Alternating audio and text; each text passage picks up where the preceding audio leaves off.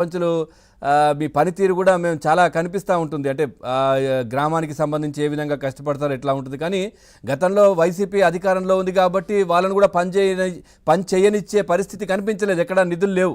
మీ పార్టీకి సంబంధించిన సర్పంచ్ అనేసరికి పక్కన పెట్టేయడం కావచ్చు, అంటే సానుభూతి పడడం తెలిస్తే ఆ విధంగా ఇబ్బందులు పెట్టారు. ఇప్పుడు మళ్ళీ గ్రామ సభలు, వీటి వల్ల లాభ నష్టాలు ఎట్లా ఉంటాయి మీరేం చెప్తారు? పవన్ గారు తమిళకి అదేవిధంగా ప్యానెల్లో ఉన్నటువంటి సోదరిమణులిద్దరికి ఏబిఎన్ వీక్షకులందరికీ కూడా నమస్కారం అండి. నమస్తే. మీరు అసలు పంచాయతీలు అనేటువంటి అంశం వచ్చినప్పుడు మనం కొన్ని విషయాలు వాస్తవంగా మాట్లాడుకోవాలి. ఇక్కడ ఏంటంటే ముఖ్యమంత్రి ఎలా ఎమ్మెల్యేల ద్వారా ఆ ఎమ్మెల్యేలు ఏ విధంగా ప్రజలు ఎన్నుకుంటారో అదే విధంగా పంచాయతీ సర్పంచ్ను కూడా ప్రజలే ఎన్నుకుంటారండి. అక్కడ పంచాయతీకి సంబంధించినటువంటి ఆ వార్డు లేదా ఆ గ్రామానికి సంబంధించినటువంటి మెంబర్ల ద్వారా. ఎందుకంటే రాష్ట్ర ప్రభుత్వానికి ఏవైతే హక్కులు ఉంటాయో పంచాయతీలకు కూడా అదే హక్కులు ఉంటాయి. ఇక్కడ జగన్మోహన్ రెడ్డి గారు అది మర్చిపోయి ఏం చేశారంటే ఆ పంచాయతీలకు వచ్చే నిధుల్ని కాజేయటం మొదలైశారు. కొన్ని అంశాలు చెబుతాను నేను.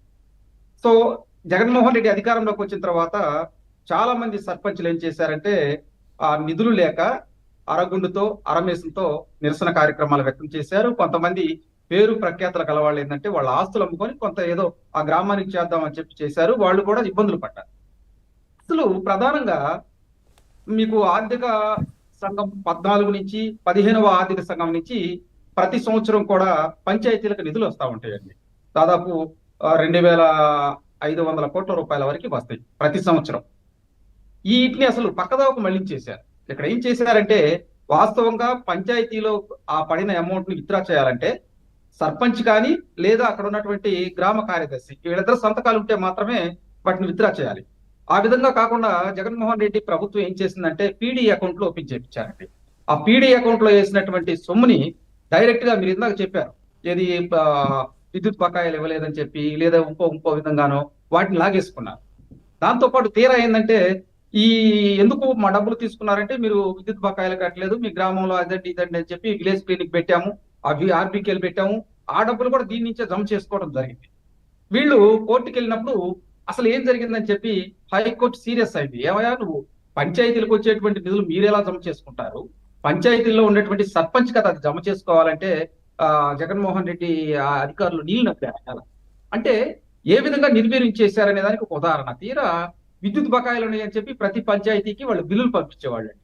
అసలు కొన్ని గ్రామాల్లో అయితే సంవత్సరాల తరబడి వీధి లైట్లు ఎలగల, గ్రామాల్లో పారిశుద్ధ్యం లోపించింది, గ్రామాల్లో ఏదైనా పంపు ఒకటి త్రాగునీటి సమస్య వచ్చినప్పుడు పంపు చెడిపోతే ఆ పంపును రిపేర్ చేయించుకోవడానికి గ్రామాల్లో ఉన్నటువంటి ప్రజలు సందాలు వేసుకొని రిపేర్ చేయించుకున్నటువంటి సందర్భాలు కోకోలేవు. దీంతో పాటు ప్రధానంగా మనం మాట్లాడవలసినటువంటి అంశం ఇంకోటి కూడా ఉందండి. ఉపాధి హామీ నిధులు వస్తాయండి ఎన్ఆర్జీఎస్ నుంచి. దాదాపు అది 1750 కోట్ల రూపాయల దాకా ఈ 5 సంవత్సరాల్లో వచ్చినాయి. అసలు ఈ నిధుల్ని ఎటు పక్కకు మళ్ళీ చేశారో కూడా తెలియనటువంటి సాహెబ్ గారు 40,579 అంటారు కదా, కాదా అంత అమౌంట్? కాదండి, కాదు 17,500 కోట్ల. దీంట్లో 2 అంశాలు ఉన్నాయి. ప్రజలకు తెలియాలి, వీక్షకులకు కూడా తెలియాలి. దీంట్లో ఏంటంటే లేబర్ ఛార్జెస్ ఉంటాయి. లేబర్ ఇది మాత్రం వాళ్ళకి ఇచ్చేసారు అమౌంట్, అంటే కూలీ. దీంట్లో మెటీరియల్ కాంపౌండ్ ఉంటాయండి. ఈ మెటీరియల్ కాంపౌండ్ కు సంబంధించినటువంటి మొత్తం కూడా ఎత్తేసారు. అంటే 17,500 కోట్ల రూపాయలు. ఇవి అసలు ఎటుపోయినాయి కూడా తెలియదండి. ఇవి కాక గ్రామ యోజన సడక్ కింద, అదే విధంగా పంచాయతీలకి ప్రత్యేక పథకాల కింద మీకు సెంట్రల్ గవర్నమెంట్ నుంచి స్పాన్సర్ స్కీమ్స్ వస్తాయి. అసలు ఈ స్కీమ్స్ ఆడిటింగ్ చేయకపోవడం వల్ల కేంద్ర ప్రభుత్వం ఇవ్వలేదండి. అవన్నీ కలుపుకుంటే మీరు అన్నట్టు 40,000 కోట్ల చిల్లర ఆంధ్రప్రదేశ్ పంచాయతీలకు వచ్చేటువంటి అమౌంట్ ఈ 5 సంవత్సరాల్లో పక్కకి వెళ్ళిపోయింది. ప్రధానంగా మీరు ఇంకోటి కూడా చూడాలండి. మీరు అసలు ఈ గ్రామ పంచాయతీలకు సంబంధించి సభలు నిర్వహించింది మొట్టమొదటిసారిగా 1995-99 మధ్య కాలంలో.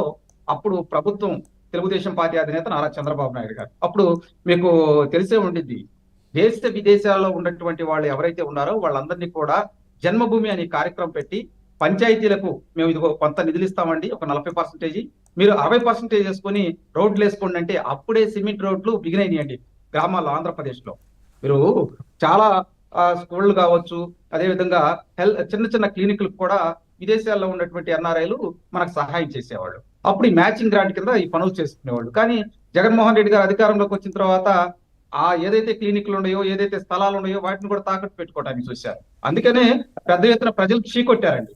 ఇంకొక అంశం, అసలు మనం వీటి గురించి మాట్లాడుకుంటా ఉన్నాము. మేజర్ పంచాయతీలు అని ఉంటాయి, దానికి కొంత ఆదాయం వచ్చిందండి.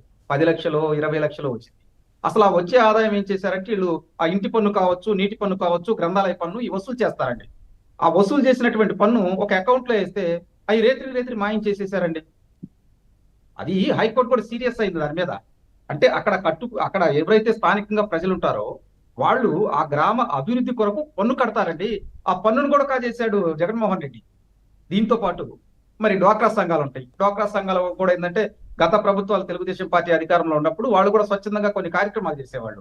పిల్లలకి ఎప్పుడన్నా భోజనం పెట్టడం కానీ, లేదా గ్రామాల్లో ఏదైనా సభలు పెట్టినప్పుడు ఈ సంఘాల వాళ్ళే కొంత అమౌంట్ చేసుకొని వాళ్ళకి భోజనాలు పెట్టడం కానీ, అధికారుల్ని అయా మా ఊళ్ళో ఈ పరిస్థితులు ఉన్నాయి, అంగన్వాడీలో పిల్లలు ఇబ్బంది పడుతున్నారు, పౌష్టికార లోపం ఉంది, వాళ్ళకి ఏదైనా మీరు ఆర్థిక సహాయం చేయండి అని చెప్పి అధికారులతో ఆ రోజు మాట్లాడి కొన్ని సత్వరమే సమస్యలు పరిష్కారం అయ్యాయి.